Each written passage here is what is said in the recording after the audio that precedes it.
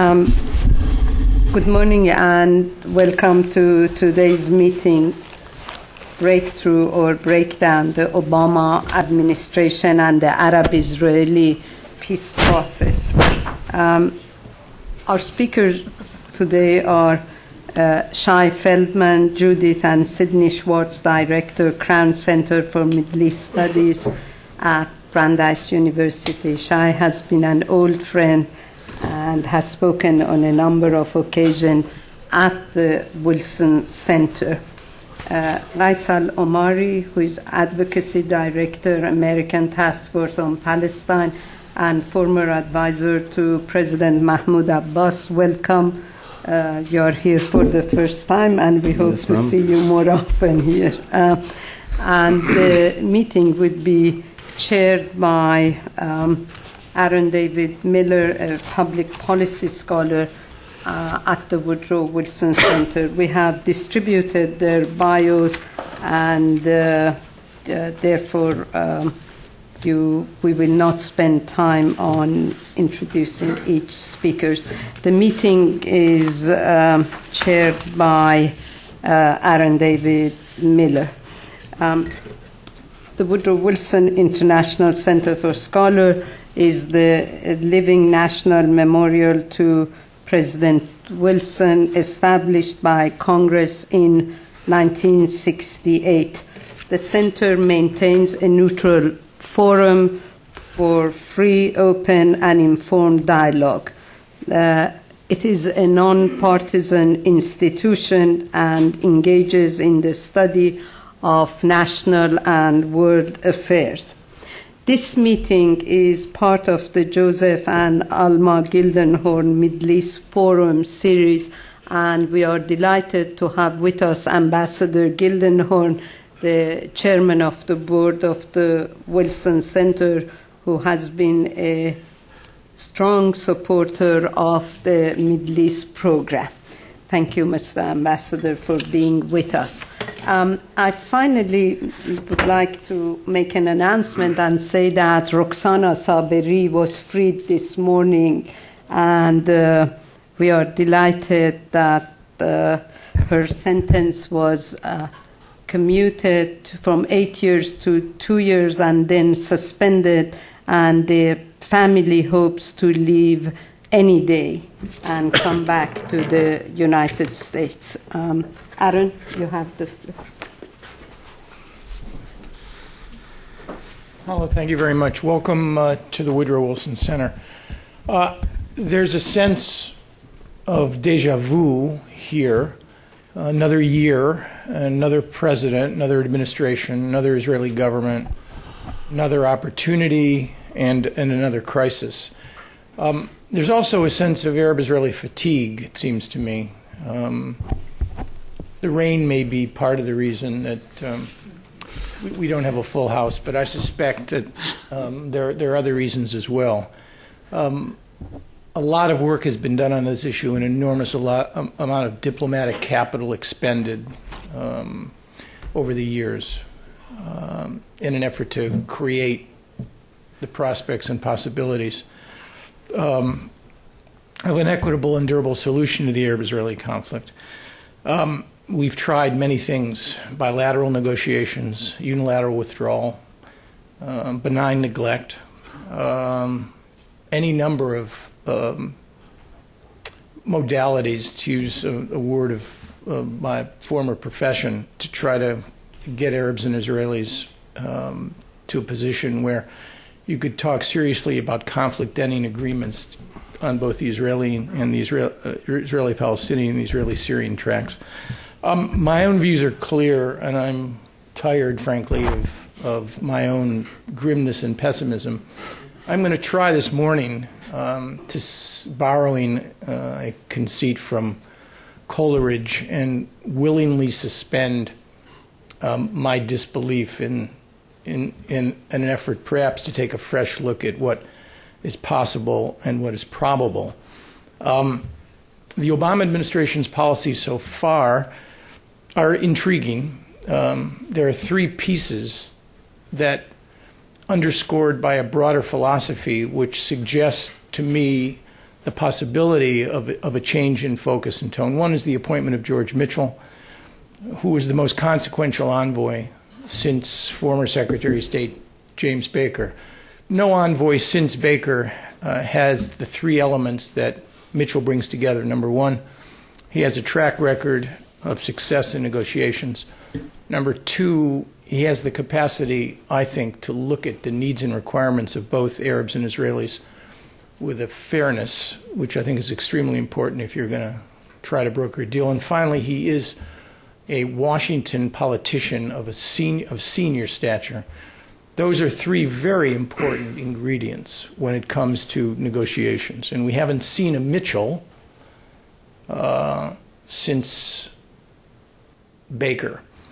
Second, you have early visits and an enormous amount of activity.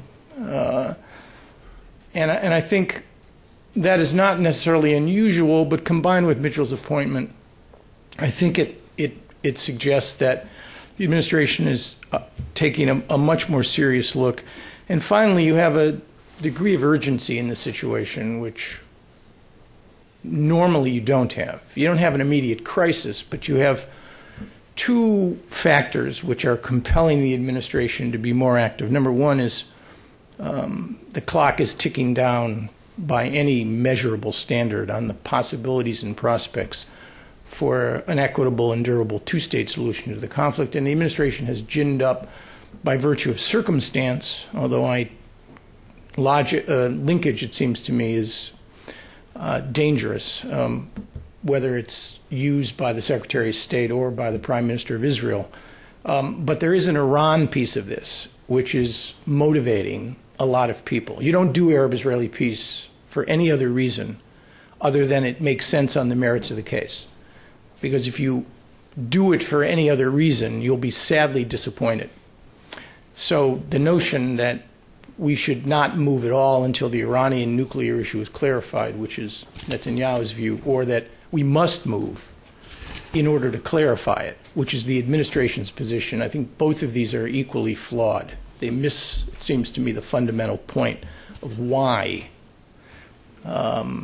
you'd want to proceed in a determined way on this. So I would argue that so far what the administration has done is consequential but not determinative.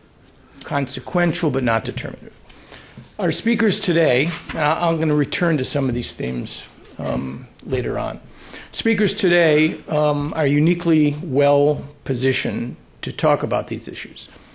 Both have spent an enormous amount of time in the region. They know the domestic political constraints, they know the players, and they all have been close enough to power, political power, in terms of their own respective communities and watching the scene in Washington to understand that success is not just a regional issue. It's going to require intercession by a third party. So both with respect to Ghaith and Shai, who I've known for quite a few years now, I think we're in for a very, very good session. The ground rules are very simple, 15 minutes each. I'm going to ask each of them to address the respective domestic political constraints of the Israelis and the Palestinians and talk a little bit about the objectives that Netanyahu and Abbas have for their visits here this month. And then I will conclude with some observations on the American role and what we might be able to do under the circumstances. So, Ghaith, I think we'll start with you. Right. Do you want me to go there, or? It's up to you. All right, here. Thank you very much. Thanks for inviting me. And yes, I'll try to cover the Palestinian domestic scene, what Abbas wants, what the U.S. should do in 15 minutes. And feel free to stop me if I go over my allotted time. Just one word about Iran before I start, though. Yes, you have to be in the peace process for the merits of the case, but Iran does provide us with a new set of tools. I think what's different now from the time before is we have a sense of energy, on the one hand coming from this town, but we also have new tools, be it the Arab Initiative, be it the Arab World, or be it the Iranian threat, to create possibility for creating a more robust diplomatic process in the region. But I'm going to start with talking a little bit about the Palestinian domestic scene, what is going on in Palestine. And I will start with a couple of actually positive remarks before I get into the depressing side of the story. And on the positive side, the recent Israeli attack on Gaza, Operation Cast Lead, have actually exposed or have shown that the Palestinian Authority in the West Bank is in charge of the West Bank. There have been for a long time suspicion, lack of trust in the PA's ability to control the West Bank if anything goes wrong. Well, during the operation, during the Israeli attack on Gaza, there were attempts by Hamas and others to stage violent demonstrations, violent actions, to try to stir up a second front, if you wish.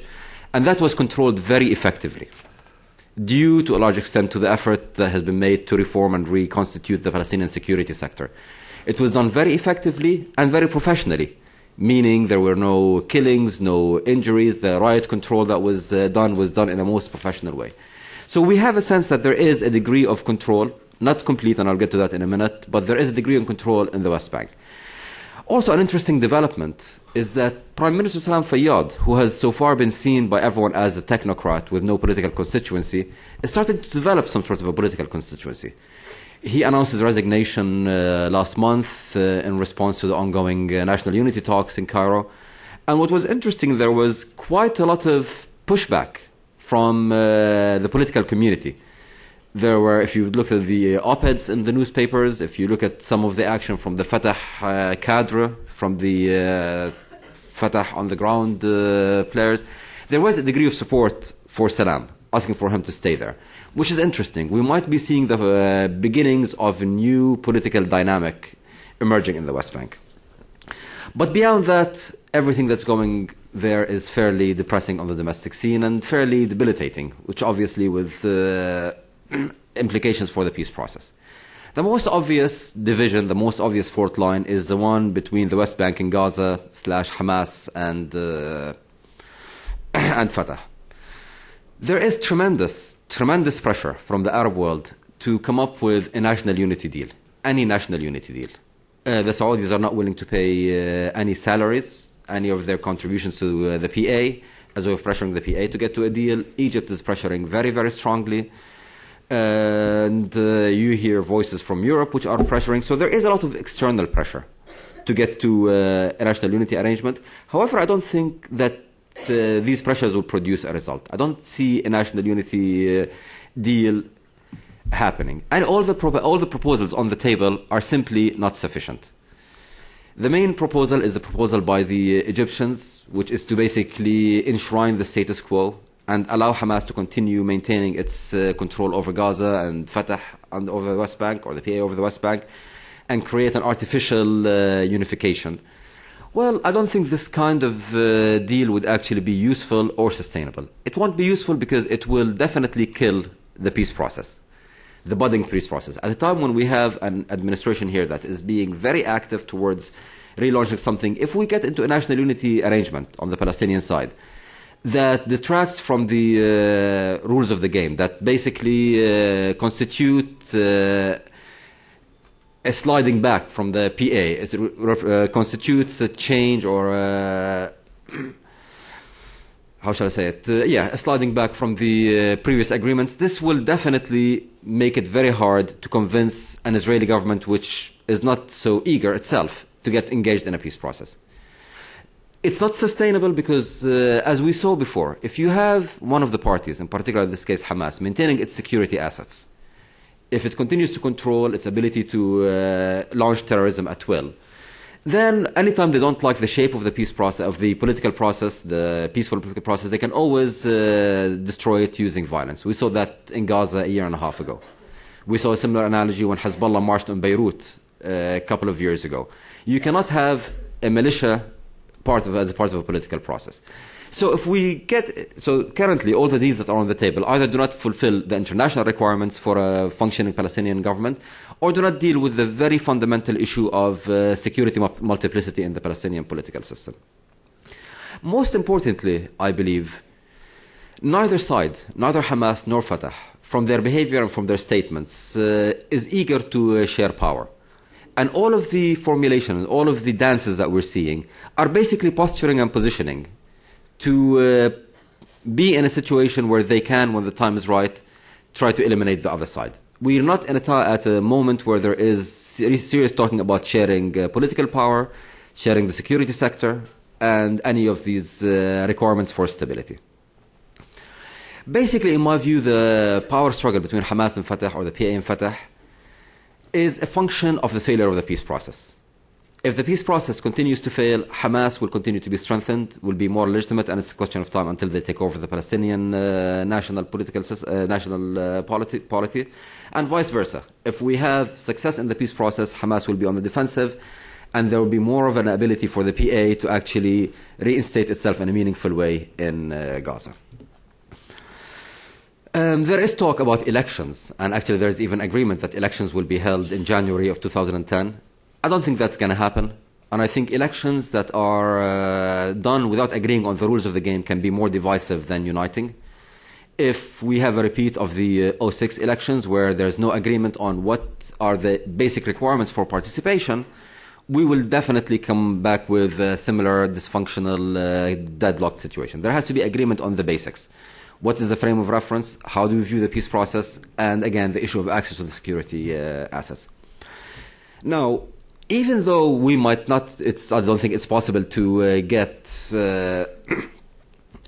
Palestinian national unity, and I do believe, by the way, that you can reach a deal with the Palestinians without national unity.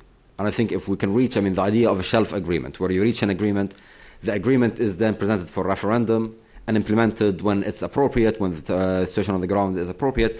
I think it still is a valid idea, in that having an agreement itself creates a new dynamic. I would love to see the day when Hamas is, for example, campaigning against the Palestinian state. This changes the political tools and the political currency that each of the players has. Now, until we reach such a deal, though, and even though unity is not possible, I think the biggest threat that we have in this division is the possibility of another violent armed conflict in Gaza. If we have a repeat of what we saw of December of last year, of January of this year, this is bound to destroy any possibility for progress. So all of the focus, rather than being on creating artificial unity, I believe should be focused on creating a situation where the dynamic that led to the Gaza war is not repeated. And this would require a number of things. It would require definitely dealing with the humanitarian aftermath of Operation Cast Lead. And I think the humanitarian considerations, humanitarian aid, should be completely depoliticized. Even though Hamas will gain some political credit from the humanitarian situation being stabilized, I think this is a price worth paying. The situation where the Gazans are denied access to food, medication, the whole joke that we saw, the sick joke that we saw after the Gaza war, where pasta is not allowed in, but rice is allowed in. These kind of games have to stop, and I think this should not be should be non-negotiable. However, in terms of reconstruction, I don't think that reconstruction can take place until we have clarity and assurances that Hamas will not gain from any reconstruction, whether financially or politically. And this can be done in one of two ways. Either a meaningful reinstatement of the PA in Gaza, which I think is highly unlikely, or the creation of a new international mechanism. And I stress that it has to be new. It cannot be one of the existing UN missions, because those have a stake in the domestic political game. A new international mechanism that will monitor and oversee how reconstruction is done. This has to have, among many other things, a security component. These are the two ways that I can see reconstruction. Short of that, reconstruction cannot go on. However, there has to be a letting off of the pressure in Gaza, and this can be done through a loosening of the crossings, the ability to, I wouldn't say revive, but at least create some space for the private sector, for some sort of economy beyond the humanitarian considerations. Basically, as I said, the main issue would be how to reopen some of the crossing points. Now, besides this main fault line, the Gaza-West Bank fault line, there is another two sets of tensions that are worth keeping an eye on. They're not as stark, but they have an influence on how the diplomatic process can proceed. The first dynamic is Fatah versus Salam Fayyad. I think one of the biggest obstacles to Fayyad's effectiveness so far has been the pushback that he's been receiving from Fatah. Fayyad's reform agenda, very much hits at the core of Fatah's entrenched interest, the old guard that is of Fatah, within the system. Whether in the bureaucracy, where the bureaucracy has been used by President Arafat throughout his government as a way of giving out political favors, a system of patronage, and therefore Fatah has an interest in maintaining the system of patronage. But more importantly, Fayyad's work in reforming the security services, which are ultimately, again, which were viewed by Fatah as its own militia, his attempts to create a non-partisan security sector, is also being faced with tremendous pushback. Ultimately, Fatah sees Salam as trying to chip at its power, and they have been pushing back. So far, his alliance, the understanding by Abbas that Fayyad is essential for the continuation of the process, is what shielded Fayyad from the Fatah pushback. But this has to be resolved, and this would require decisive action from Abbas himself. Now, tied to that is the other fourth line, which is Fatah versus Fatah. Fatah has been in need for reform for a long time. I think it's been 16 or 17 years, even more, close to 20, since the last Fatah General Conference has been held, which means the leadership of Fatah right now it's a snapshot of what the dynamic in Fatah was 20 years ago. So we need to have a new revival of Fatah. I don't believe in reforming Fatah. I think Fatah is beyond reform. What I believe in, though, is creating a party that is, or a movement that is coherent enough, that is functional enough to put us through the next few months or next couple of years until we have a more healthy political system, at which time I think Fatah will have to splinter.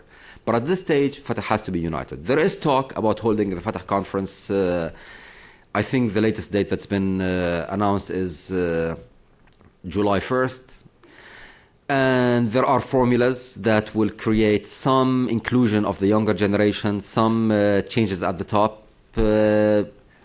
I think the main trick right now is to make sure that this Fatah conference does not become a moment where the movement disintegrates, but rather will inject some more life without doing any deeper reconstruction of the movement. So this is when it comes to the domestic Palestinian scene. Based on that, what would Abbas, when he comes here on the 28th, what would he ask Netanyahu? What would he ask Obama? I actually don't know. I don't think that Abbas himself knows. I don't think the Palestinians themselves, at the moment where they have formulated their views, they're waiting to see what's going to come out from the Bibi meeting with Obama to respond accordingly. So I would actually, rather than talk about what they're going to say, I'm going to talk a bit about what they should and should not, in my view, come and raise with Obama. The first thing that I believe they definitely should not do is to build a strategy around the possibility of a major clash between Netanyahu and Obama. And I see, if talking to Palestinians, reading the Palestinian press, there seems to be a belief there that we're going to have a major showdown between the US and Israel. Well, that's not going to happen. It's not going to happen anytime soon. Even if it were to happen sometime in the future, it will take a long time to get to this moment. Bibi did actually, in his previous incarnation when he was prime minister in the 90s, clash with an American president, clashed with President Clinton. And it took around a year, actually, for Clinton to realign in a way that led to the downfall of Netanyahu. And I'm wondering if the Palestinians start encouraging such a showdown. Does the PA have the time or the ability to survive while the US and Israel do the dance that they need to do and do the protracted process of confrontation? I don't think that's possible. So I don't think that the Palestinians should come here with the expectation that they should play on this fourth line, because they will be disappointed. And as a kind of byproduct of that, Palestinians have to be very careful not to overreach. Again, sometimes when I read the Palestinian press, I think that Obama is seen there as member of the Palestine Solidarity Movement or something of this sort. He's not. He's an American president working within the constraints of the American policy and American political system. And if the Palestinians come now and ask for too much, they will get nothing. I think Abbas should come. I don't think the first meeting will be definitive. The first meeting is more of taking stock and actually reading everyone out and getting the measure of the person in front of them. So Abbas has to come with an achievable ask, as well as a list of what he himself can do.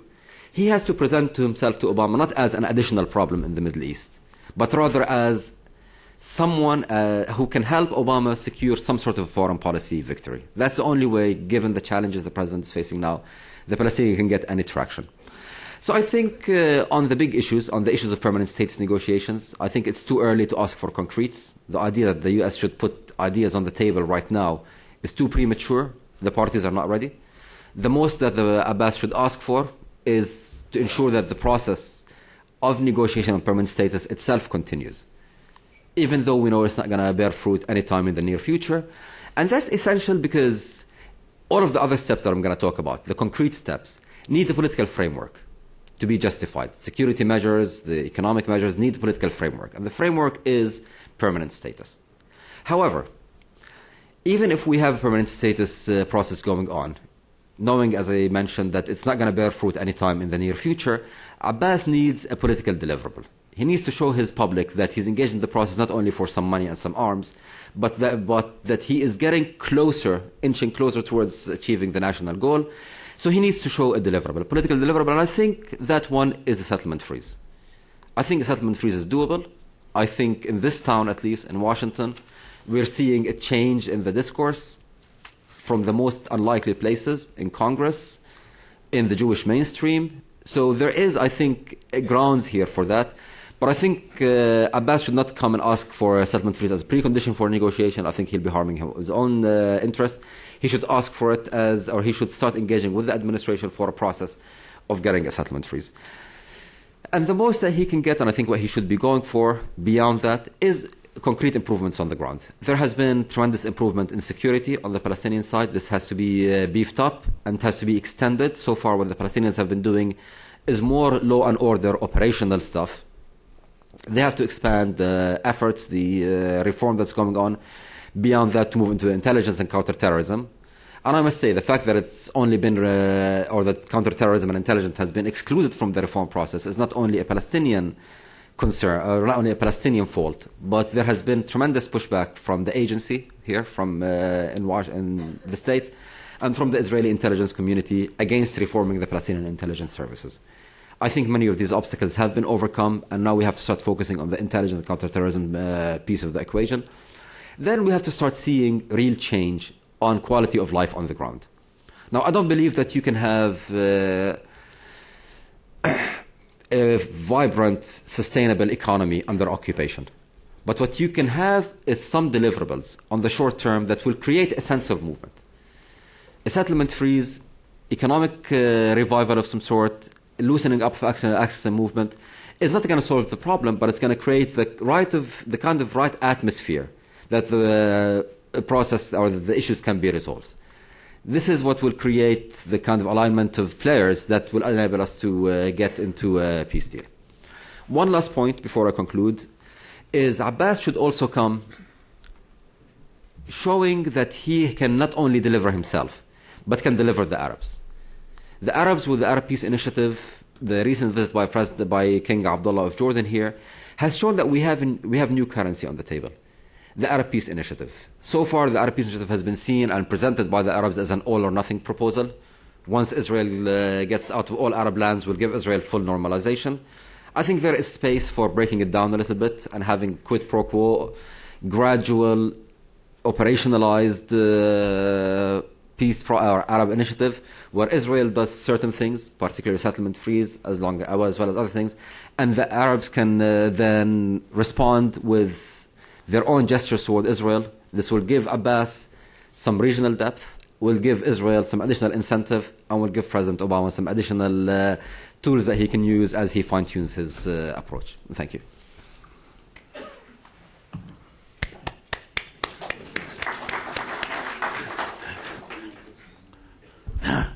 Well, before I start, I just want to say that if the degree of agreement between Netanyahu and Abbas will be at least commensurate with the degree of agreement between Ghaith and myself, then I think we can conclude this conflict in the next 3 months. I'm going to try to say a few words about the topic, which is called as breakdown or breakthrough. I also agree with Ghaith that it's unlikely that we're going to see a breakdown.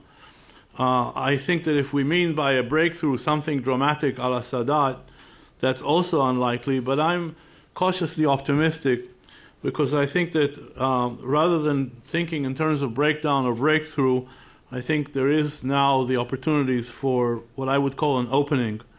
And I think there's not going to be a breakdown because too much is at stake.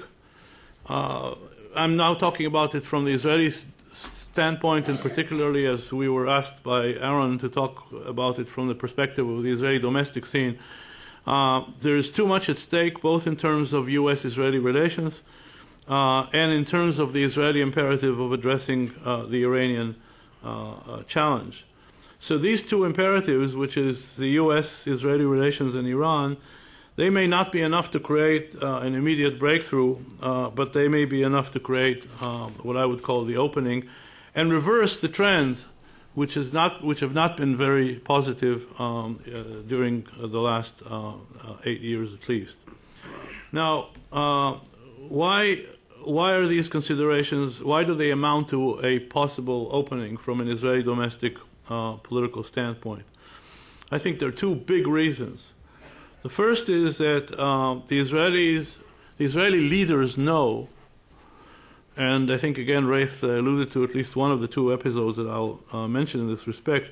Israeli leaders know that the Israeli electorate punishes leaders that are responsible for a breakdown or crisis in U.S.-Israeli relations. The Israeli electorate drove Shamir out of office and essentially drove Netanyahu out of office. And for having, I would say, incomplete success in their relations with the United States, Israel is not Venezuela. Okay, there are no brownie points for defying the United States in Israel.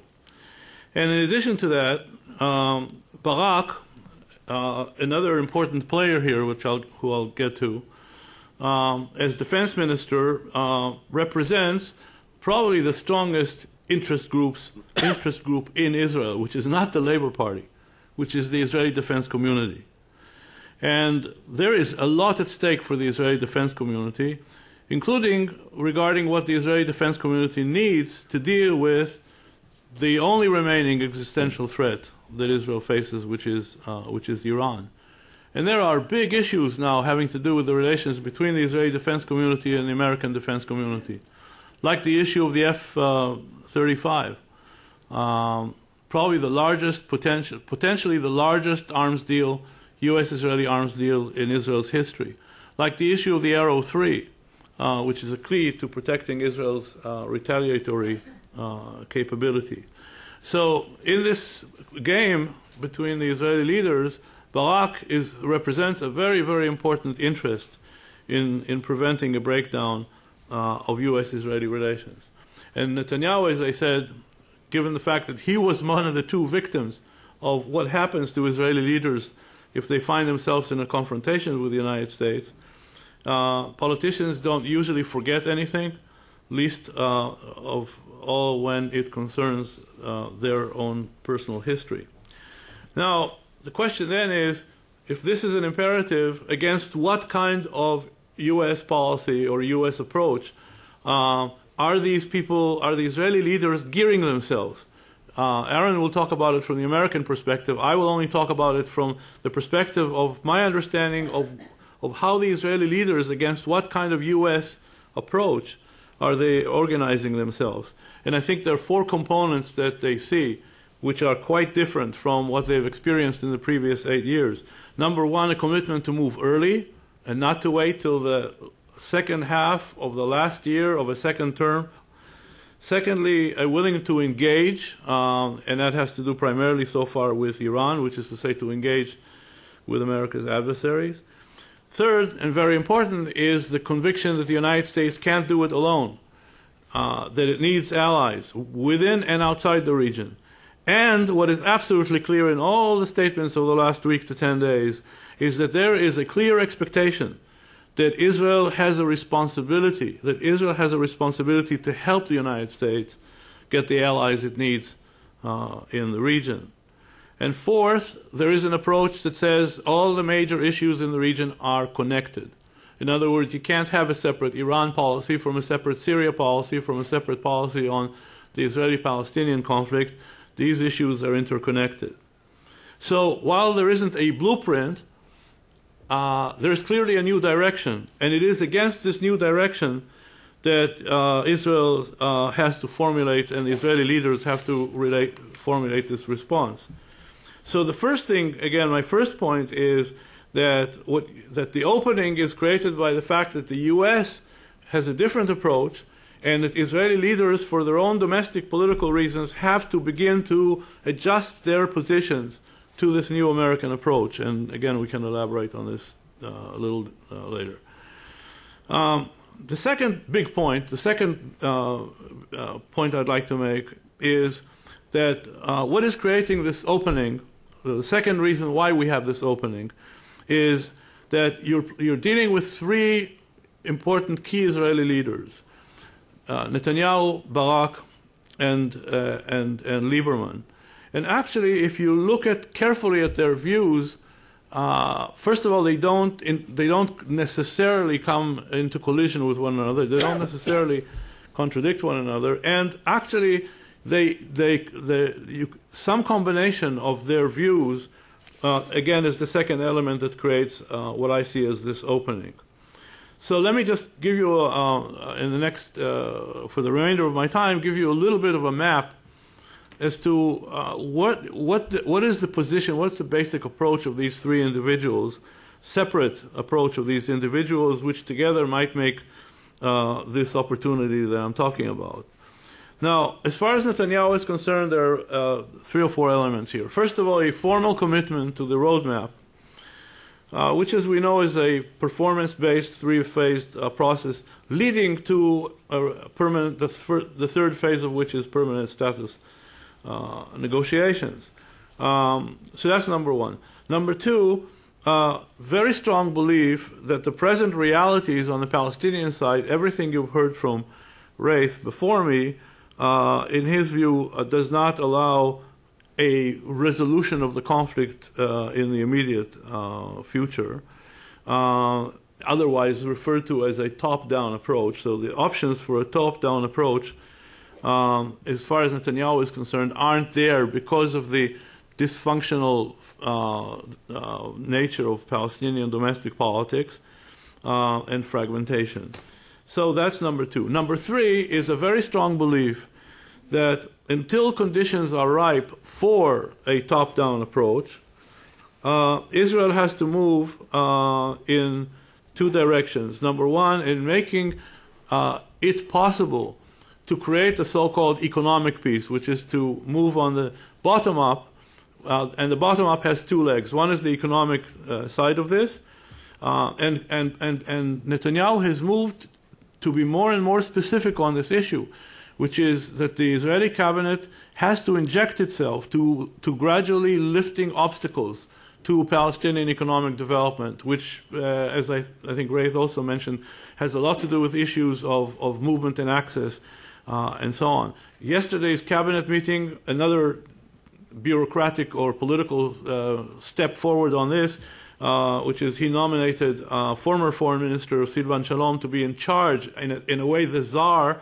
that has been missing in terms of coordinating what needs to be done on the economic peace front. And Silvan Shalom, who's actually been left without an important portfolio in this government, I think will have the ambition to prove that he can do something.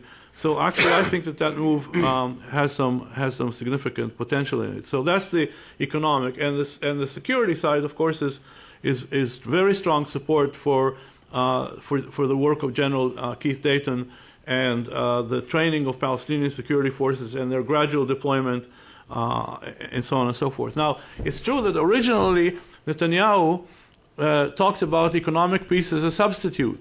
But again, in this framework of my first point, which is adjusting Israeli leaders' positions to the expected positions of the and the actual stated positions or approach of the Obama administration. Netanyahu is already completely withdrawn from the idea that this is a substitute, and now he doesn't quite use the words that I use, which is building blocks. He calls it boosts, as in boost phase. So these are to boost the possibilities of a top-down approach eventually down the line. On the settlements issue, all we know is that so far Netanyahu has committed himself to no new settlements, but not yet to a settlement freeze. I'll get to that in a few seconds. So that's where Netanyahu stands. Then you've got Barak. The interesting thing is that Barak and Netanyahu share the same assumption. And the same assumption is that, again, because of everything that Ghaith said, the opportunities for a breakthrough at the top-down approach for an agreement between Israel and the Palestinians are not there. But Barak draws completely different conclusions in terms of what should be done in the meantime. And I think that Barak is focusing on three things.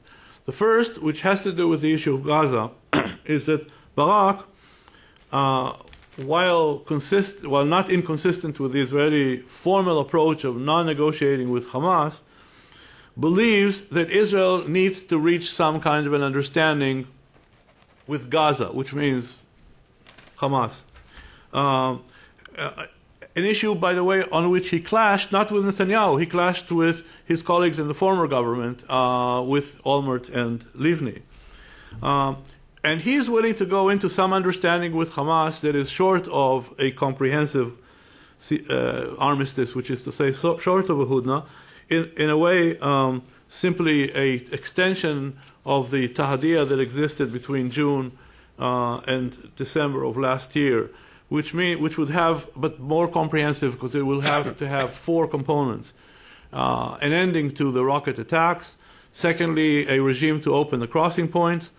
Third, a regime to prevent smuggling of weapons through the tunnels and other means. And fourth, a prisoner exchange. So this understanding with Hamas has to have all these four components in Barak's view. The second thing is a very strong encouragement of a deal with Syria. And here again, Barak is there on the scene less as a labor leader and more as a leader of the Israeli defense community. The Israeli defense community has become a very strong interest group in pushing for a deal with Syria, partly because it doesn't see a very good way of addressing Hezbollah in Lebanon without taking Syria out of the equation. The third conclusion of Barak is that if the situation on the Palestinian side is as complicated, as dysfunctional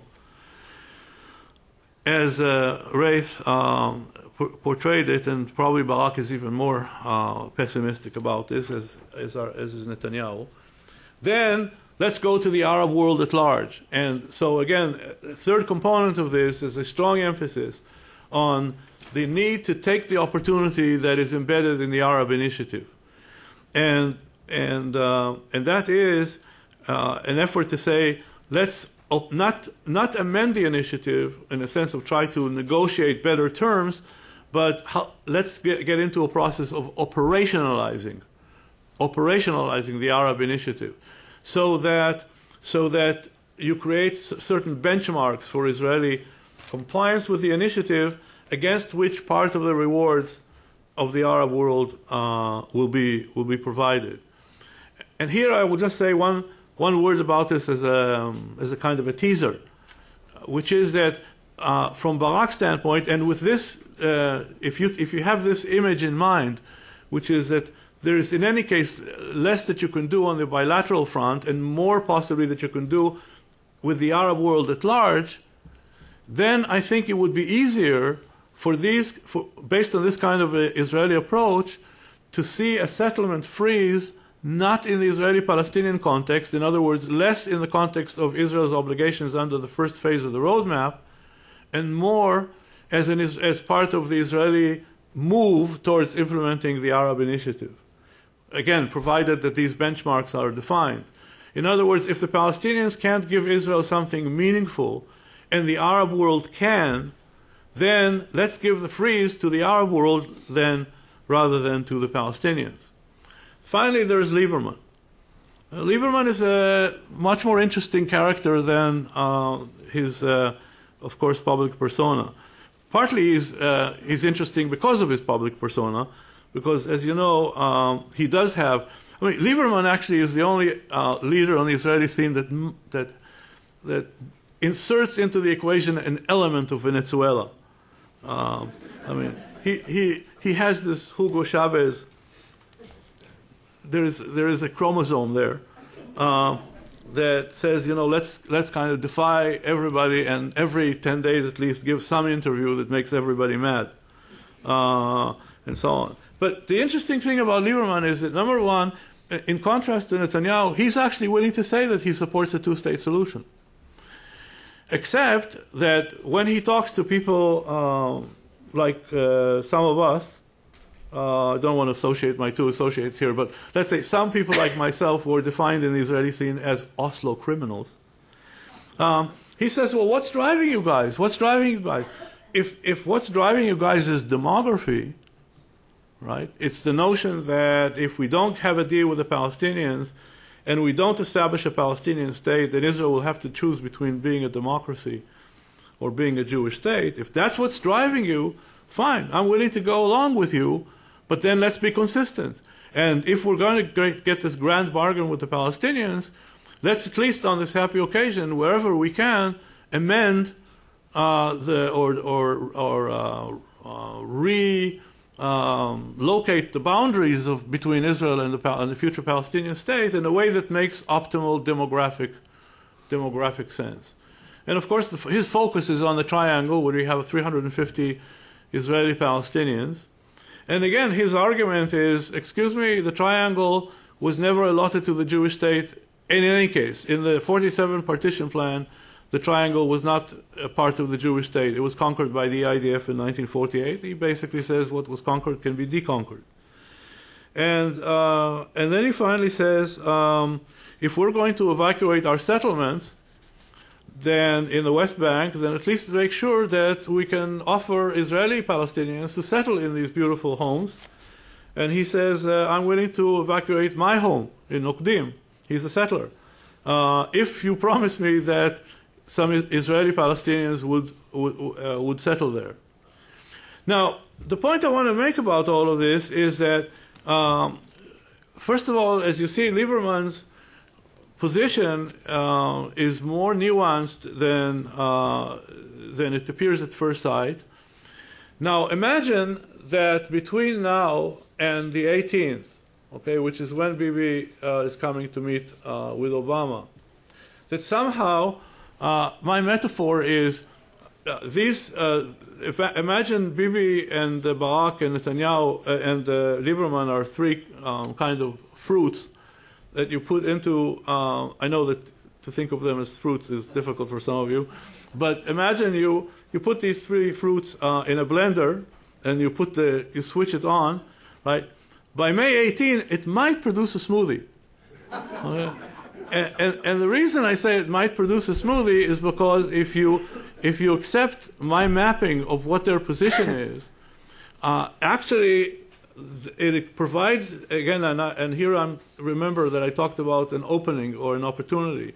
It provides an opportunity for Netanyahu to say, okay, we Israeli leaders share this assumption that right now the conditions are not there for a breakthrough, again, breakthrough at the top-down level in the Israeli-Palestinian context. However, we can come around a policy that has my components and my ally, which is Barak's components, which is, in the meantime, let's work at the bottom level and at the very top level.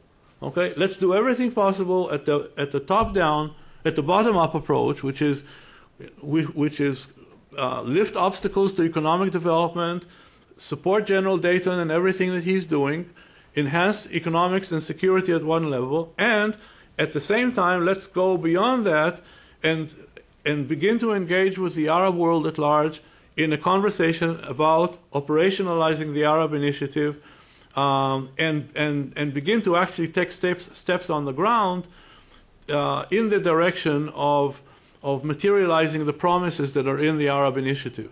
So I see at least a possibility of Netanyahu coming here if on May 18 with some kind of position which I think would first of all have the function of preventing this widely expected clash. And by the way, it's not just the Palestinian press, it's also the Israeli press that is writing about this pending clash, that will prevent this clash, but also provide, again, maybe not a breakthrough, but at least an opening that would allow further development after May 18 and after Abbas comes here and into June and July.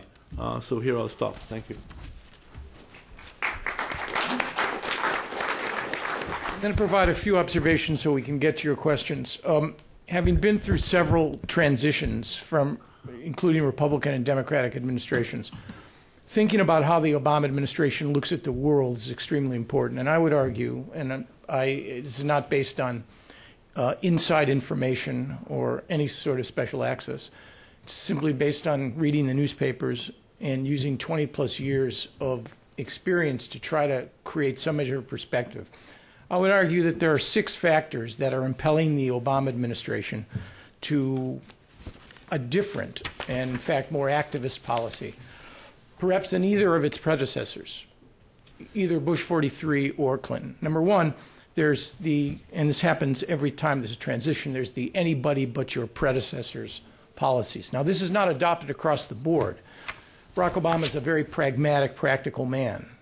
It's not a question of throwing out everything that Bush 43 did. But on the Arab-Israeli issue, there's no question that there is a fundamental reaction. The Bush 43 dismantled special negotiators and coordinators.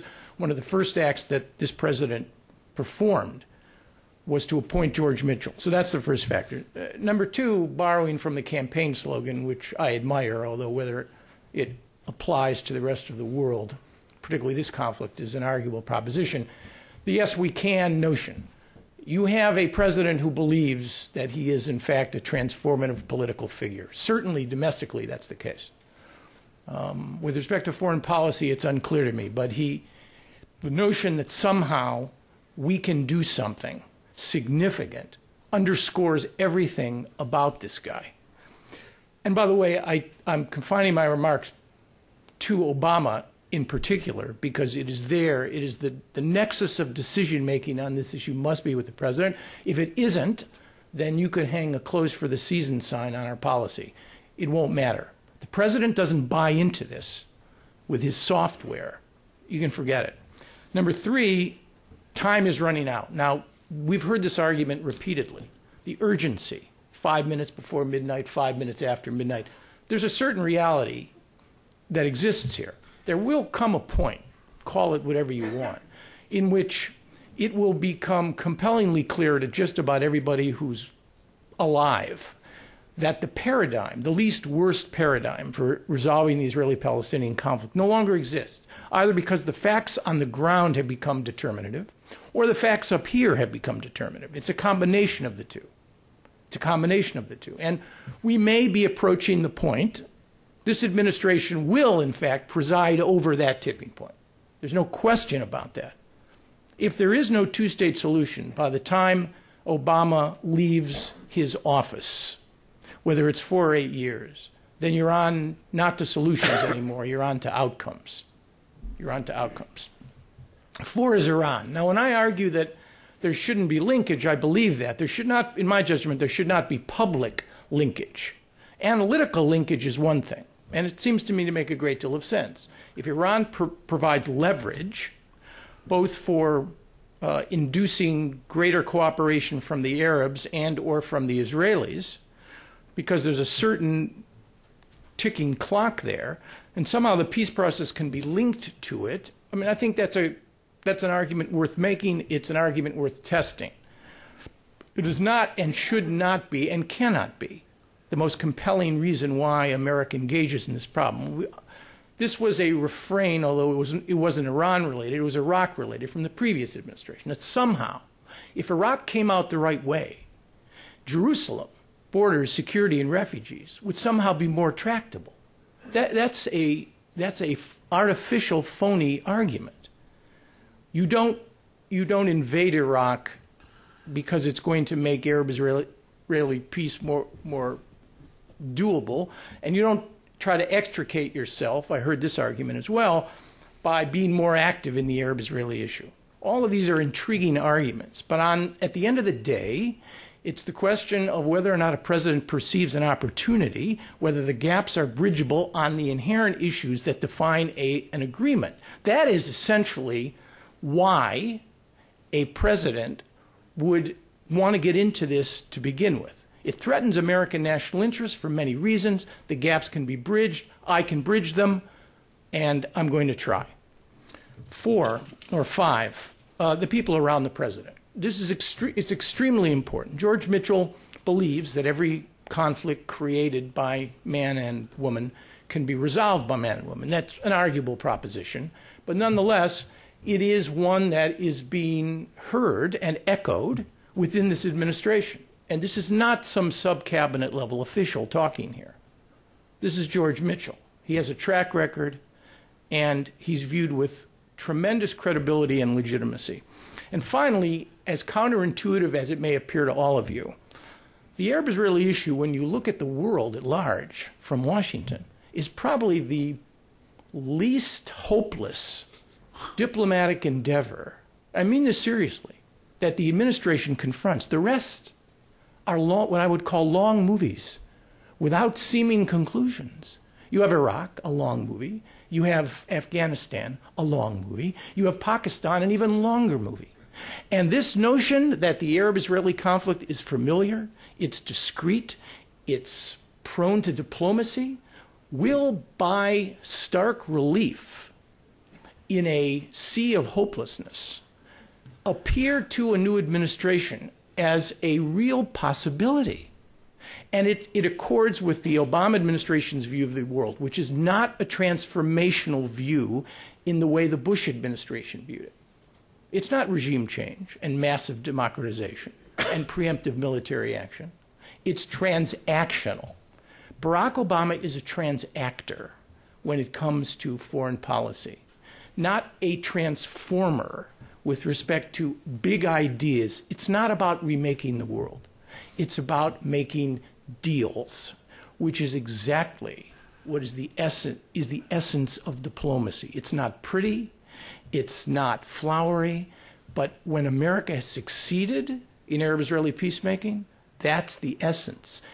It is the world not as black or white. It is an understanding that the world is filled with gray. And in the gray represents the prospects of what I would call a durable and equitable solution to the conflict.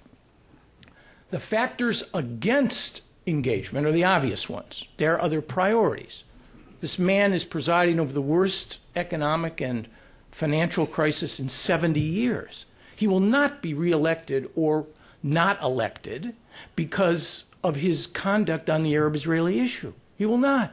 If Barack Obama succeeds in restoring confidence and creating new economic indicators in the next year or two that suggest the economy is seriously making a recovery, if he prevents another attack on the continental United States, and if he begins to improve America's image in the world, he will be reelected.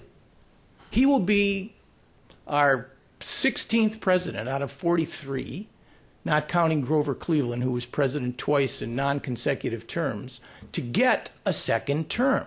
He doesn't need the Arab-Israeli issue to be reelected. He doesn't. So it's not his major priority. Number two, he knows the cast of characters he's dealing with. Weak leaders who are going to have tough times making big decisions on extremely tough issues.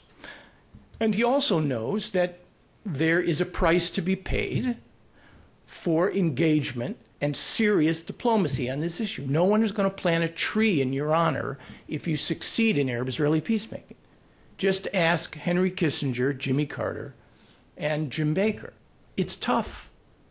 Being a broker means being making people unhappy in order to make them happier. And in the end, any American politician needs to understand that. So the dynamic that is set, to me, is an obvious one. All of these factors compel engagement, and there will be engagement. There's no question about it.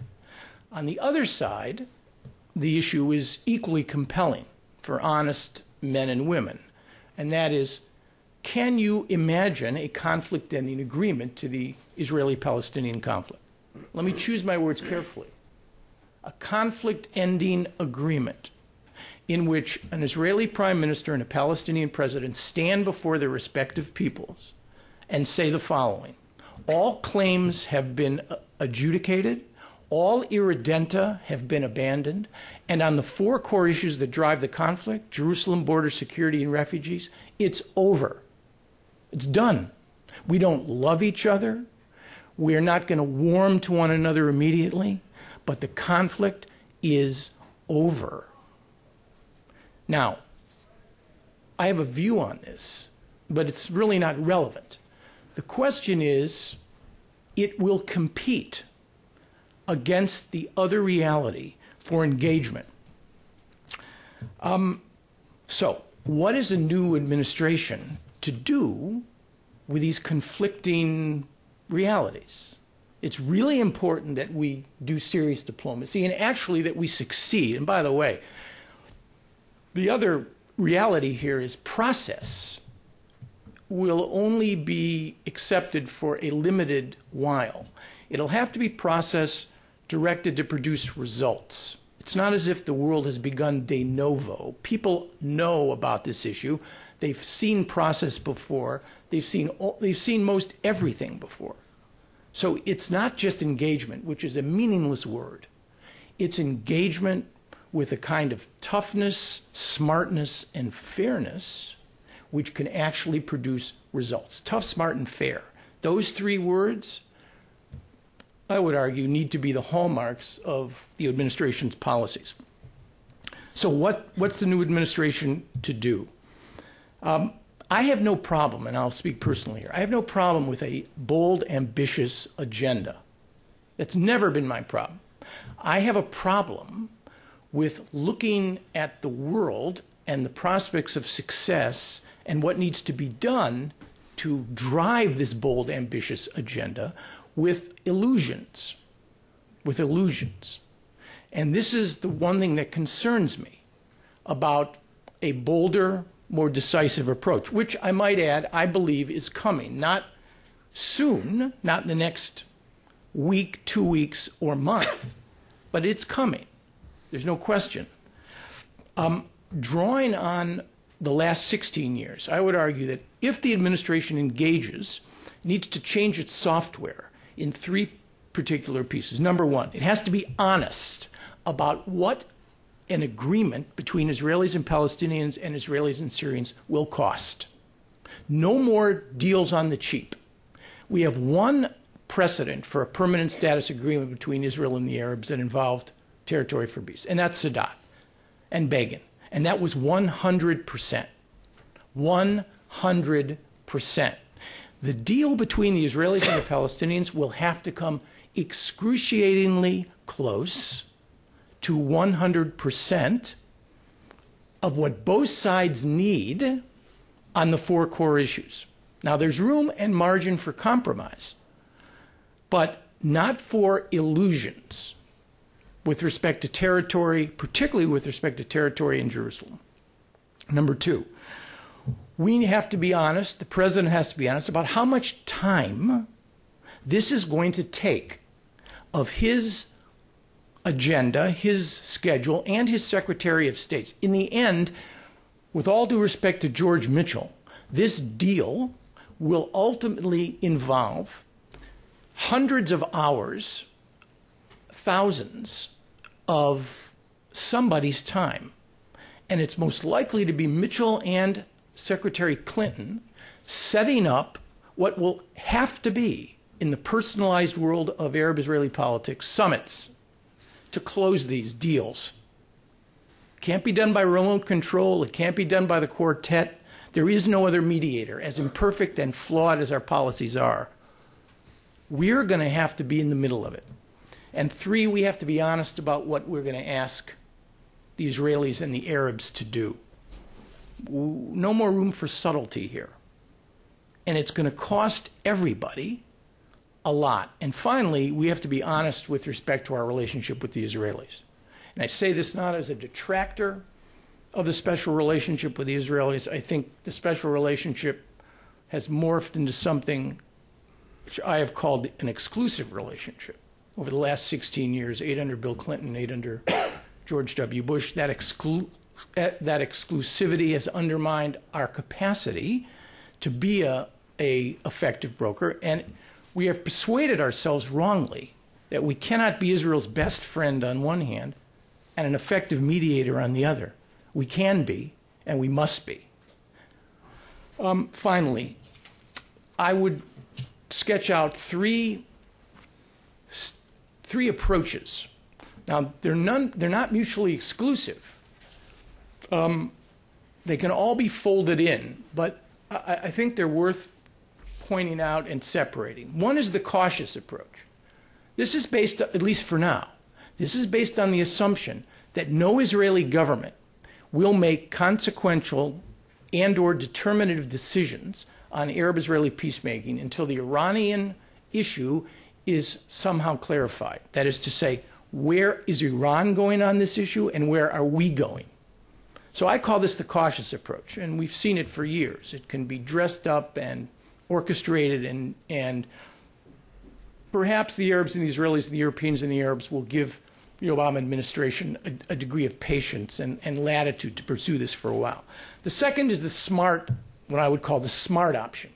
Smart option assumes that there is no Israeli-Palestinian conflict-ending agreement, and at least on paper you would be better suited and served by an Israeli-Syrian agreement. I know all the problems with this. It leaves an Israeli-Palestinian situation with no logic, and I'm not even so sure it's sustainable. But there will be, before this movie is over, I guarantee you, a serious look at the Israeli-Syrian Accord, in large part because it is Netanyahu's default position. It is borrowing from Begin just as Sharon borrowed from Begin. Begin traded Sinai for the West Bank. Sharon traded Gaza unilateral withdrawal for the West Bank. Bibi Netanyahu could easily try to borrow a page from Begin and trade Golan for consolidation of Israeli control over the West Bank, not in terms of digesting it, but avoiding having to deal with it because it's radioactive. And every leader needs an explanation in his or her own mind before he or she takes extraordinarily bold decisions. Right now, it's hard for me to see what explanation Benjamin Netanyahu could conceivably summon up to convince himself that he is going to be the Israeli prime minister that presides over a return to June 4, 67 borders, or something so close to it, and a division of Jerusalem. It's hard for me to believe and to imagine. It is not hard for me to imagine, despite his rhetoric, the prospects of his agreeing to an Israeli-Syrian agreement. Finally, there's the bold option. Now, the bold option focuses directly on the reality that the Israeli-Palestinian issue is the core. Without it, you will never have comprehensive peace. America's credibility in the region will always be suspect and at risk. And those who worry about the future of the state of Israel as a Jewish democratic state will continue to have great worries until this particular issue is resolved. The bold option, which I think is where the Obama administration ultimately is headed, combines a lot of the elements that Shai and Ghaith have talked about. Number one, it does focus on a permanent status deal in an effort at some point to bridge the gaps through American ideas, call them the Obama parameters. It does focus on a bottom-up approach, both with respect to Gaza to avoid a confrontation, as Ghaith said, and with respect to strengthening and improving and building Mahmoud Abbas's capacity. And it does draw heavily, not on trading a settlements freeze for something that the Palestinians can give. There's nothing the Palestinians can offer the Israelis that would induce a tough-minded Israeli prime minister to agree to a moratorium on settlements. There is something that the Arabs can offer, or at least it's more credible, a down payment on the 2002 initiative, which in my judgment is precisely the direction they're headed. Finally, there is a bold conflict-shattering approach, which would be at some point to have the Obama administration define its own parameters. And I mention this only because it's blue sky and it's never going to take place. But it would crack the frozen table wide open. And that is to say the Obama administration would articulate internally its Obama parameters on the 4 core issues. And then the Secretary of State would take the parameters along with every representative, every foreign minister from the Arab League, all 22. And they would make 2 stops. I'm thinking here, so humor me, dreaming. The first stop would be Ramallah. And the Secretary of State, flanked by 11 Arab foreign ministers on each side, would present the Obama administration parameters, and the Arabs would lay out to the Palestinians in the Palestinian Legislative Council what the future for the Palestinian people would be economically and politically, assuming these parameters were adopted. And the next stop would be Jerusalem, where the same Secretary of State, flanked by 11 foreign ministers in the Israeli Knesset, would lay out the same approach to the people of Israel. Now, you would not have an agreement the day after or the next week or the next month. But such an approach would fundamentally crack what someone called the frozen table in a way that would be bold and arguably extremely determinative. I would never recommend it because this has an excruciatingly painful prospect of failure. But it ultimately will reflect the Arabs and the Obama parameter, the only leverage that will be used by the Obama administration if there is a way to end this conflict, to do it that way. So let's go quickly to questions. Yes? What's the definition of the Obama administration of the two-state solution, and what can...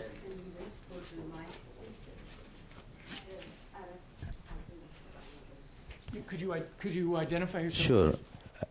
My name is Mohammed Al-Shinawi, the Voice of America. My question is, what's the definition of the two-state solution as Obama administration sees it, and what's recommended for the Obama administration to do to salvage this solution before it's too late?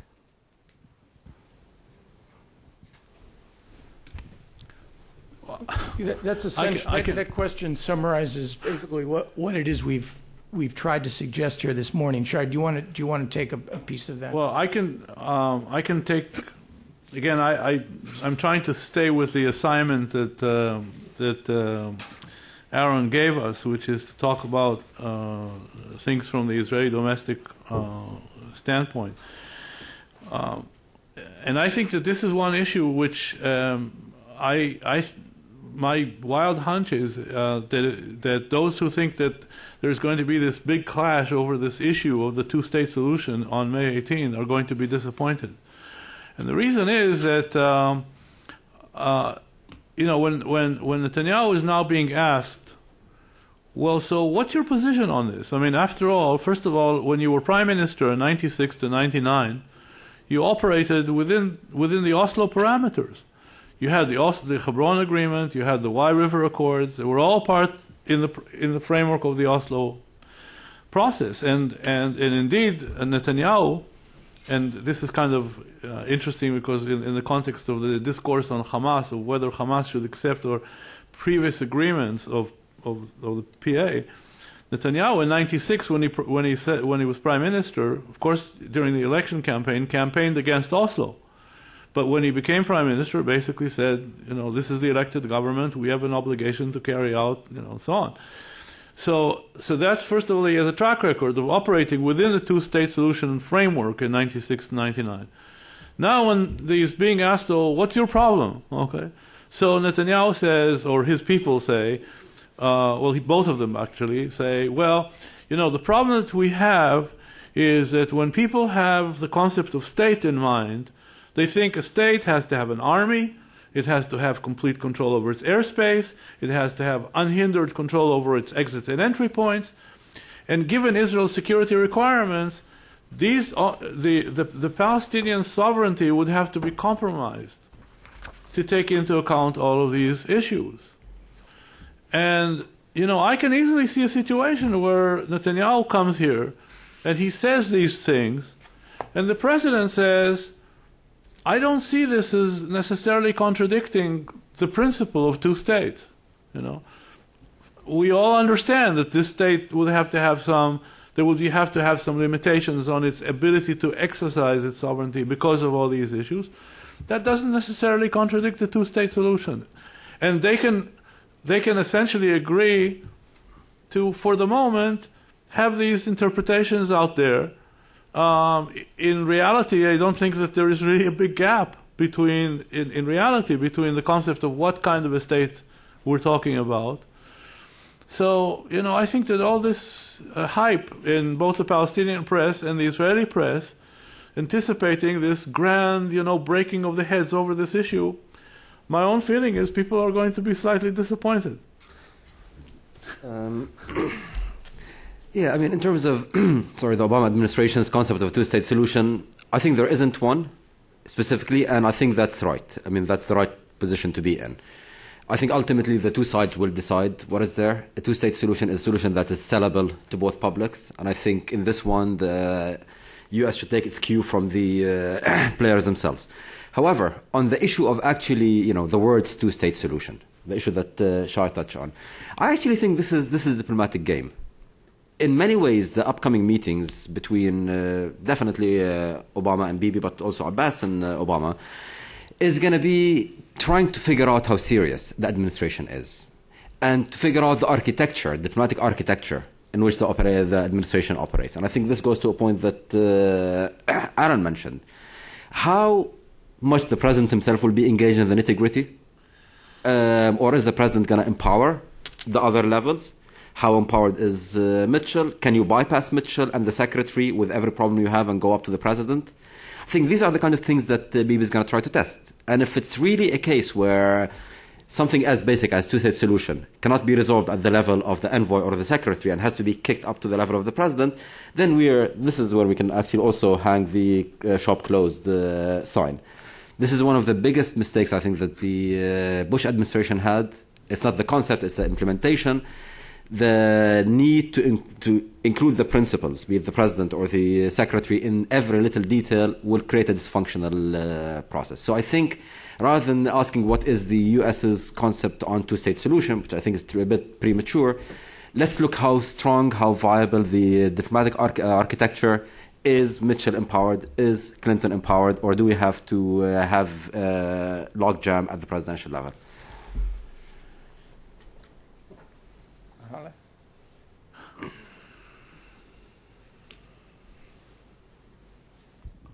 I'm Holly Esfandiari. Shai,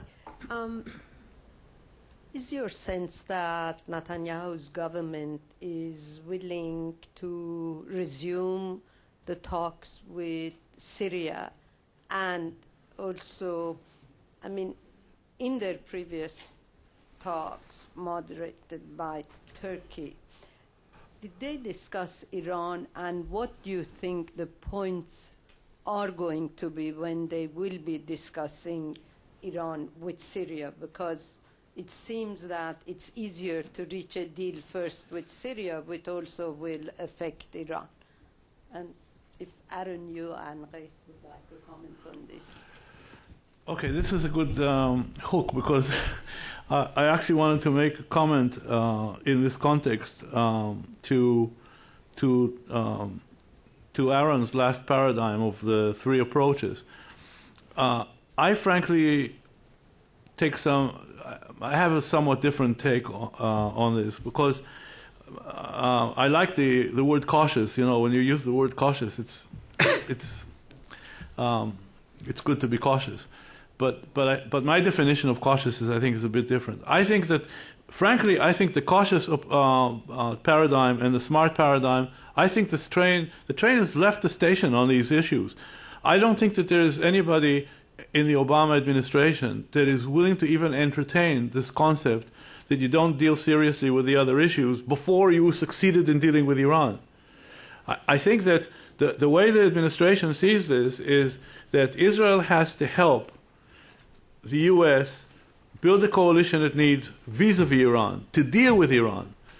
But also, I think it's an administration, and that's not unlike, let's say, the Brzezinski, Scowcroft, But I think that it is also true that they see the arrow of influence going in the opposite direction, which is that if containment of Iran succeeds, then definitely it will affect those who are opposed to the process, like Hezbollah and Hamas. But somehow, if an Israeli leader came, and I think, again, Netanyahu is sensitive, very, very, very sensitive to the voices coming from Washington. And by the way, in the last 10 days ago, you did not have to be sensitive. They were so clear. I mean, Biden, at company. So I think Netanyahu understands that coming with this song, it's not going to work. Secondly, Syria, I don't think that Israeli leaders now see Syria as an alternative. I think that, again, this paradigm that existed during the days of Rabin and Barak, when Aaron was central to the process, that, you had two options. You either go for Syria or the Palestinians. I don't think it's framed this way anymore. I think that the Syrian part is part of the Arab Initiative, because the Arab Initiative talks about 67, so you can't move on the Arab Initiative without moving it on both fronts simultaneously. Now, more directly to your question, I think that on one side, everybody understands that the purpose here is not just to get a bilateral deal with Syria that would essentially be the Golan in exchange for peace. That for Israel to meet its national security requirements, the reward for the territorial concession that has to be made here, and nobody has any illusions about the depth of that concession, is not Syrian-Israeli peace in the narrow sense of the word, but a reorientation of Syria's policy, which has to do with Iran, and it has to do with Syria playing the bridge for Iran to Hezbollah and Hamas. Now, another, again, side of this, which is where the train has left the station, is the idea that you engage Syria only after Syria demonstrated that it is willing to end its alliance with Iran or stop supporting Hezbollah and Hamas. I mean, I think, again, that's a non-story. I think where you might want to enter into a creative discussion is what are the first steps in that direction that you can expect the Syrians to take as negotiations become serious. What steps are they willing to put in place once the deal is made, and then what steps you can anticipate or conclude or agree on after an agreement is reached. I mean, I think that's the way to sort of approach this, but not to somehow believe that, I mean, face it, the Syrians have very, very few cards. Iran is basically the only card they really have. So I just always thought it was completely unrealistic to expect them to do away with that one card before there's actually a deal. If I may, actually, on Syria, because this is one point that I kind of disagree. I still live in the 90s. I actually still believe that even though what we're hearing from the administration, even from the Palestinians and from the Israelis, oh no, they're not mutually exclusive, we're going to go in parallel, reality is there will come a moment where you have to make priorities. And even if the U.S. has the political space and diplomatic breadth and depth to deal with two tracks, Israel doesn't. And at some point, the focus will be somewhere. My sense is the focus will start being Syria. This is every indication we're hearing. The words low-hanging fruit, you hear it in every conference that you go to. I don't have hopes for the Syrian-Israeli track. Actually, I think the Syrians will overreach. I think the issues facing it are too complicated, whether vis-a-vis Lebanon, vis-a-vis Hezbollah, Hamas, or Iran. But it seems to me that this is the track that will take precedence. So what do we do? in this process. This for me requires two things. First thing is, as we do this process with Syria, let's be very cautious in what we're willing to give Syria. I think Syria is hoping to get a lot of down payment before it commits to anything. It wants to be mainly normalized with the United States before, without giving much in return. I don't think it has to be given. It can be given those assets. I think Syria has to be asked to demonstrate in a painful, clear way that they're willing to play ball. They have to take concrete measures. Maybe not on Iran, fundamentally, because Iran, as you said, is the only card. But there are other cards, there are other indicators, be it Hezbollah, be it other issues in Lebanon, or be it Hamas, that we have to see movement from Syria before they get the full goodies. The other thing is, as the Syrian track starts sucking some of the oxygen, I mean, that's one of the reasons why I'm pushing for this stabilization phase, for this movement on the ground, things that Abbas can deliver, because the Syrian track, or a repeat of the 90s, where you had the Syrian track that took all of the attention and nothing was happening on the Palestinian track, could lead us to a breakdown of the PA. I mean, one of the issues when we talk about the breakdown of the two-state solution, it could be on the ground, it could be in the minds, but it could be political. A moment where the PA collapses for domestic reasons is the end of the two-state solution for a long time. Let me just add one historical perspective here. Every American Secretary of State and every American president, since there was an Arab-Israeli peace process, and it began with Henry Kissinger, it continued with Jimmy Carter, it reached they had two terms, Bush 41 and Baker would probably have been able to reach an agreement, and it would have been an agreement with Syria. I saw President Clinton fascinated by Assad. Don't kid yourself. The reality is, it is not an Israeli or an American constraint or an Arab world constraint that will prevent, if Bashar and Netanyahu want to do a deal, it's a Syrian constraint. It'll be whether or not the Syrians want to change their software, the way they approach the regime's relationship to the Israelis, the rest of the world. It will not be a problem for us or the Israelis to figure out a way to do exactly what Ghaith is concerned about. And I'm not recommending it. It may be the default position, but it is a reality. When an American president sees the possibility of an Israeli-Syrian peace treaty, and if it's doable, and if it's real, believe me, it's going to move. And it's not my preferred approach. It's never been, because it doesn't address the other issues that need to be addressed, but it's very real. It's by no means dated. Yes. I didn't mean that you're dated. No. I know I'm dated. David? Okay, thank you. Yeah, hi, my name's Dave Pollack. I'm from the Washington Institute for Near East Policy. And my question is, I guess mostly for Aaron, but I'd welcome other comments. And that is, going back to the Israeli-Palestinian track, let's leave Syria aside for the moment. Are there any new inputs or ideas that the United States could inject into the process that would help move things forward? And let me just throw out three examples of what might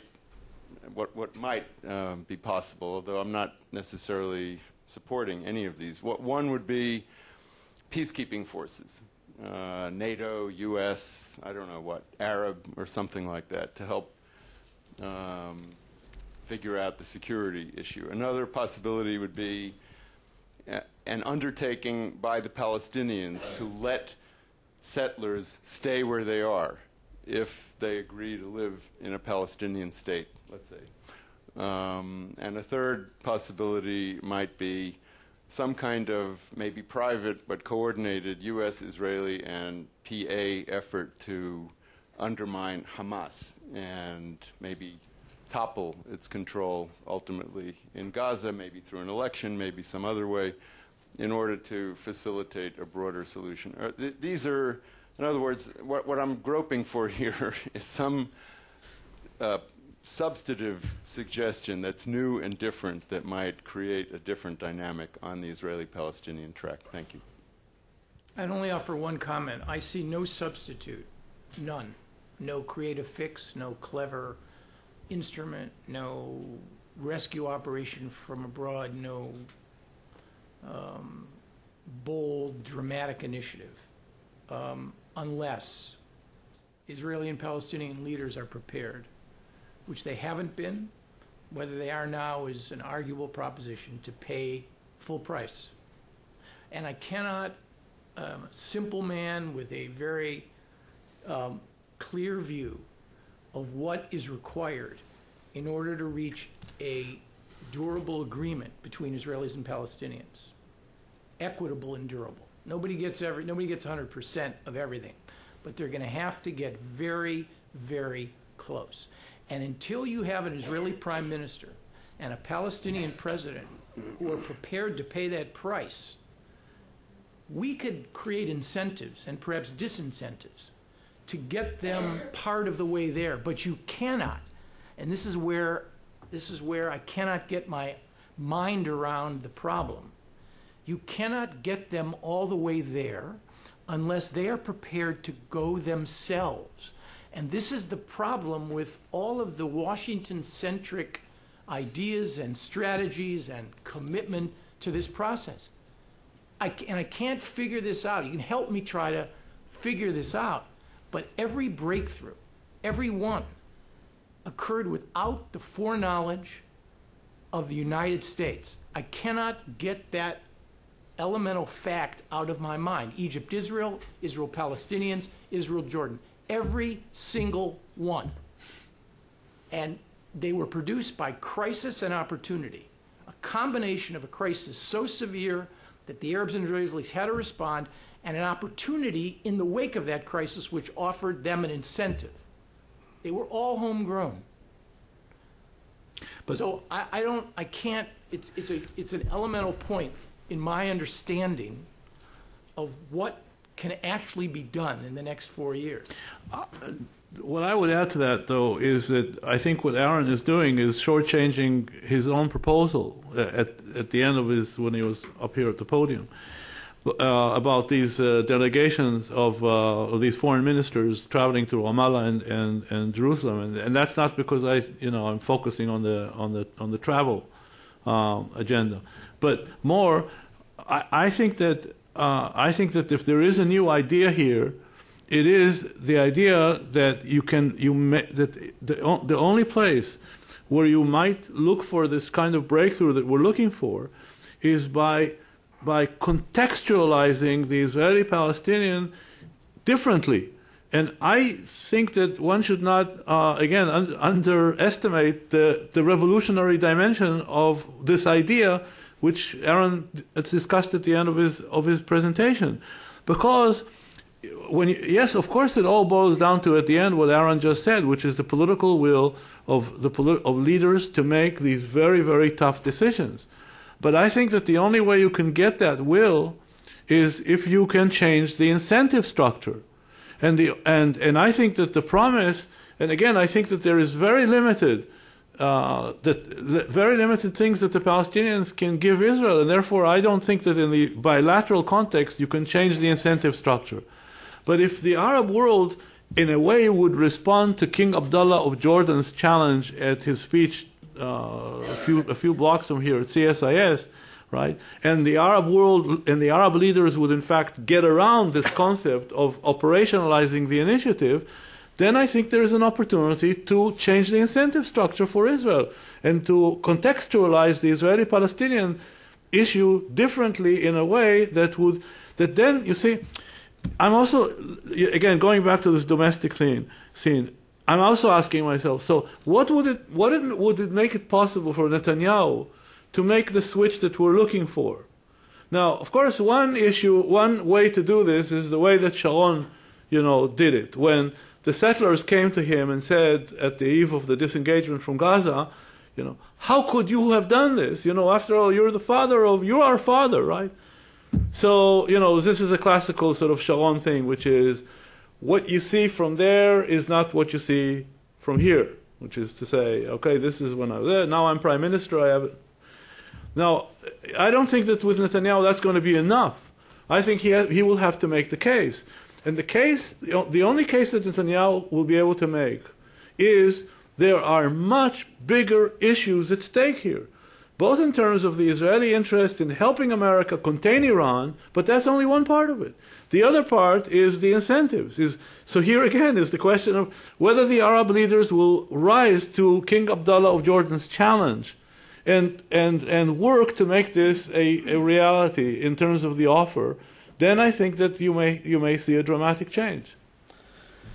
If I may, sorry. Just very quickly, in terms of political, I mean, I agree with Aaron that ultimately the leaders themselves have to want it. However, people change. The fact they don't want it now doesn't mean that they're not going to want it in the future. And the whole process that I'm talking about, the whole American engagement should be how do you start inching the leaders towards that place. Look at Sharon when he first took power. He was, in his mind, he was nowhere near a disengagement or anything of this sort. He shifted while he's in power. Look at Sipilivni and Olmert. So you can create a dynamic that will lead to the leaders being in that place. Just a couple of comments on Dave's specific recommendations. In terms of peacekeeping, it might have a place in the final deal on very specific issues like the border crossings, but it will not deal with the very basic security issues today. I don't see a country in the West which is willing to deploy its soldiers in the back alleys of Nablus to be shot at and shoot Palestinians. And any Arab country that gets involved will have to pay a very, very huge domestic political price for that. It's too complicated.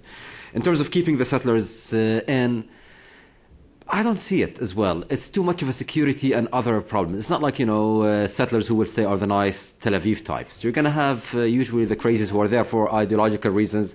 It will become a security hotspot to keep them. And finally, Palestinian, Israeli, American conspiracy to topple Hamas. If it's doable, the Israelis would have done it a couple of months ago. I don't think, given the current political reality, it is possible. I don't think Abbas has the political credit right now to be part of something like that. Now, if we have a different political environment where there is a credible peace process, where things are moving and things are done in that context, maybe the calculus will be different. But today, I just don't see that as a possibility. Aziz Fahmy, Saudi TV. Aaron, in terms of the bold option that you talked about, is this something that is the Obama administration is actually discussing, or this is your idea? Have been any discussion with Arab capitals about this idea, and how the two panelists think that if this is to actually materialize, can do the trick? I don't know. I thought about this idea because I literally had been so depressed by my own comments that I over the last 6 months that I decided I had to try to be more creative, to try to do what I used to do. No, I doubt. I think the premise involved, which from what I understand is called the inside-outside approach, which I think is the way the administration refers to it. It's basically a variation of what Shai and Ghaith have talked about, that you build an inducement structure, an incentive structure, by delivering on the one thing that no Israeli prime minister, it's a variation of the Baker strategy, which is you get Shamir to Madrid. It's only one way you're going to get Shamir to Madrid, and that is you produce Assad. End of story. The Madrid conference happened because Baker got Assad to say yes. Full stop. And no Israeli prime minister could ever say no. And that was in 1991. It's the same logic, and it's smart. It's a smart logic, because you don't have an analogous Palestinian step. You can't compare violence or even incitement to settlement activity. It'll never compute, because you can't produce it. You can't produce a Palestinian authority that has one gun that's going to abandon the armed struggle now. So you don't look to Palestinians. If you want a settlements freeze, which I think is exactly what they're working on, it's not the Ramallah Jerusalem piece of it. It's what I would call the down payment on the Arab initiative. It's partial articulated or orchestrated normalization in exchange for a settlements freeze. That's, from what I understand, that's what it is they're trying to do. And that, as far as it goes, I think makes a great deal of sense. I don't think there's enough disagreement in this panel. But I think there's a personality problem involved here. Amr Musa is going to spoil this. He's going to say something that's just not going to make this possible. Yes. Oh, I think Aaron is exactly right. I mean, I think that's the lure. And again, this is especially the case with Netanyahu, because I think that, when I think about how, these leaders, if sometimes when they shave in the morning and before they go to sleep, devote 7 minutes to the legacy issue, and I ask myself, what legacy does Netanyahu want to leave behind? I mean, he's not propelled by what propelled some of us who believed in Oslo, right? He's propelled by this notion of leaving behind Israeli prosperity. This is where the Arab world is a big lure, and the message that, of course, Israelis have been hearing from especially from the Gulf for forever, right? Was, we're interested in doing business with you, but you have to get these television pictures out, right? So, in other words, or otherwise stated, you have to end this little quarrel that you have with the Palestinians. As long as you have this little quarrel, we can't deal with you. And I think that if there's something that, again, that Netanyahu can respond to, is if this is going to be this appeal that Aaron was talking about. I mean, I think that it wouldn't even require the colorful dimension of this, although I think it's a very good illustration of what it would require. I think that that people underestimate the fact that yes, Israel is a regional power. Yes, Israel has made it to 61. Yes, Israel has this deterrent and the strongest military in the region, and so on and so forth. But there is another dimension to all of this, which is Israelis don't like to be in this kind of claustrophobic environment in which you can't travel anywhere for more than an hour or two without bumping into a border. And that doesn't mean that they want to expand the way that Arabs thought Israel was propelling Israeli policy in the 50s and 60s. It means Israel just wants to be able to be part of the region. And if the region offers this in exchange for, again, what is already in the Arab Initiative, the only problem with the Arab Initiative, as far as I can see it, is the notion that you only get all the rewards once you've traveled the entire journey. And to move people like Netanyahu along, you have to create benchmarks of what are the steps in Israeli compliance that in exchange for which some of these rewards will be given along the road. If the Arab side, in a sense, were willing to be more creative in that direction, I don't think the Israeli electorate would let the Israeli leaders say no to such an offer. Howard Moreland. Yeah, sorry. You said that if a Palestinian state is not established in the next 4 to 8 years, then that option might be lost. I assume that option already has been lost. You said that at that point we won't have options, we'll have consequences. So let's assume that that's not an option anymore, that there are no resources out of which to build any kind of Palestinian sovereignty. It's just one state from now on, the settlements are permanent. So what are the consequences of that? Well, I think the arc of history is a very long arc. There are demographic and political challenges. There's fragmentation on the Palestinian side. If there is no two-state solution, then the current regime of control, which has at least, to my knowledge, 4 different discrete pieces of the Palestinian puzzle for Israel, will then begin to work themselves through. You have Gaza, from which the Israelis have withdrawn, but they still control the borders, the electromagnetic spectrum, access by air and sea. You've got the West Bank, 2.5 million Palestinians, varying degrees of control. You have a Palestinian Authority, you have an Israeli Defense Forces. You've got East Jerusalem and Jerusalem as a whole, which to some degree is its own Palestinian set piece. And then you have Palestinian citizens of Israel, Israeli Arabs, Arab Israelis, roughly 20% of the population, which is an internal problem for Israel's democratic and Jewish identity. So if there is no two-state solution, and by the way, a two-state solution arguably is the least worst outcome. Two-state solution carries all kinds of risks and imperfections and flaws. But if there were no two-state solution to produce this broader paradigm, then I think you'll just see the implications of each piece of this get worse. Now, how long it will take, what the prospects are, I mean, there's varying forms of accommodation short of conflict resolution. It would take a while for this to play out. But over time, I think you'd have a historic outcome that will deteriorate, obviously to everybody's mutual disadvantage. At the end of the day, I mean, I suppose from the Israeli point of view, the bottom line would be that the Israelis will keep their state in the arc of history, and the Arabs will never let them completely enjoy it. I mean, basically, states don't just disappear.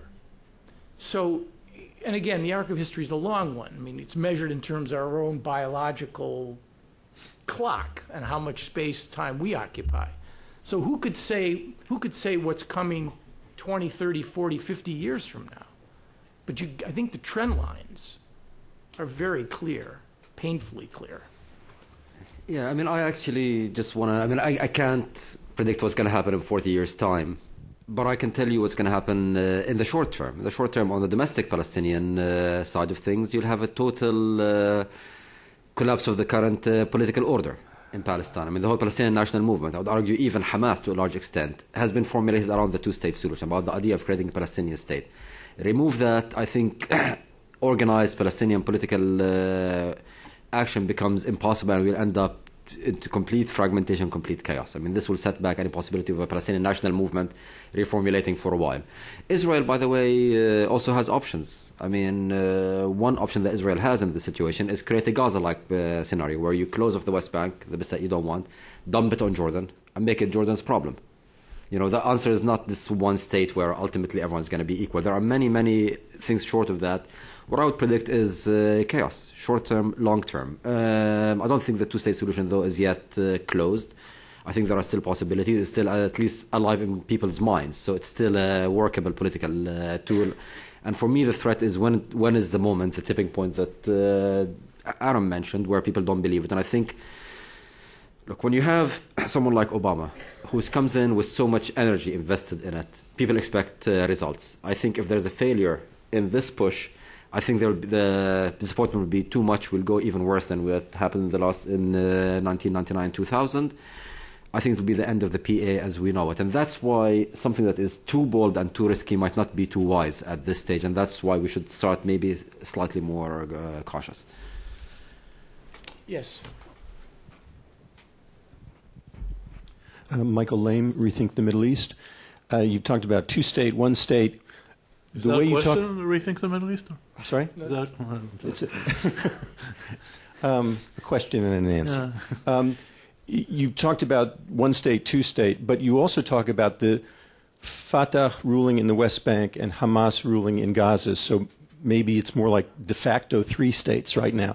So I wanted to ask you, in the future, do you see that as are Gaza and the West Bank, because of their history, their culture, etc., are they pulling apart?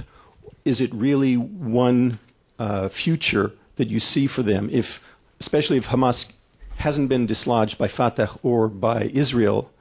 That could go on. So, and does that problem, the difference between the two, does it create any opportunities? As in, at one time people talked about Gaza first. Is there a possibility of a West Bank first, as far as Israel negotiating with a West Bank? Let's take a couple questions because we're nearing the end of the road, I think. Yes. Hi, my name's Elena Farsach, and I guess I should make a full disclosure. My mother is Jewish, my father is Palestinian. So you talk about being involved for 20 years. It's been longer for me. But I wanted to say, given the fact that you were talking about things being transactional rather than transformational, people have also mentioned the fact that the Palestinians don't really have any incentives to do anything because they don't really have anything to give that the Israelis don't seem to just take whenever they want. And with what's happening there now, with the settlements and the settlers, things are really seem to be cooking up now. And the IDF seems to be backing the settlers to a certain extent with some of the things that have been going on.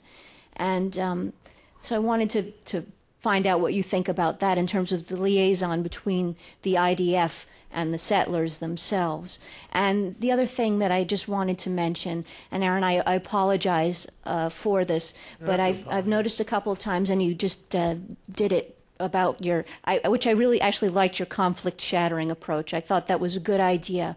But the one thing that I have an objection to is you talked about Ramallah being the first stop and then going to Jerusalem as the next stop, implying that Jerusalem will be the capital of Israel and Ramallah is really the capital of Palestine. And I see with all the U.S. aid money and other things that Ramallah is really building up quite quickly now.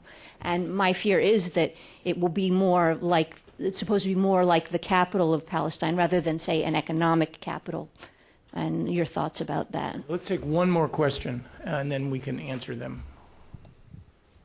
Yes, how about, I think I'm ignoring the women in the audience. I was accused of gender bias last time. I don't want to make that mistake again.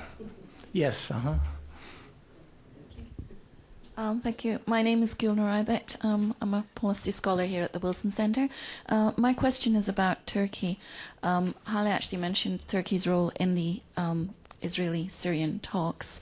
And I just wanted to ask the panel what you think the Obama administration's view might be on Turkey's role in the process. Do you think they see it more as a sort of piecemeal, limited role, as such as they played in the Syrian talks, and then sort of possibly taking a back seat once the Israelis and Syrians start talking to each other, if they do?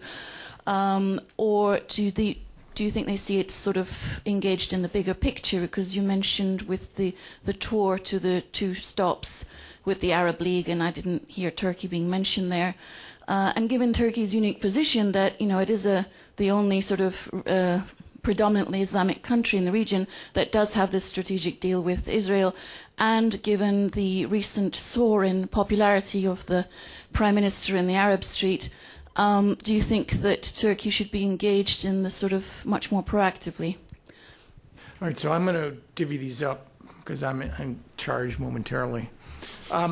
Shai, if you can deal with the IDF settler issue, Ghaith, if you could deal with Fatah Hamas, I'd take a stab at Turkey. Just Elena, one issue. My conceit had little to do with which capital belongs to whom. I mean, I'm fully aware that if, in fact, you can have a two-state solution, the Palestinians are going to need a capital in Jerusalem.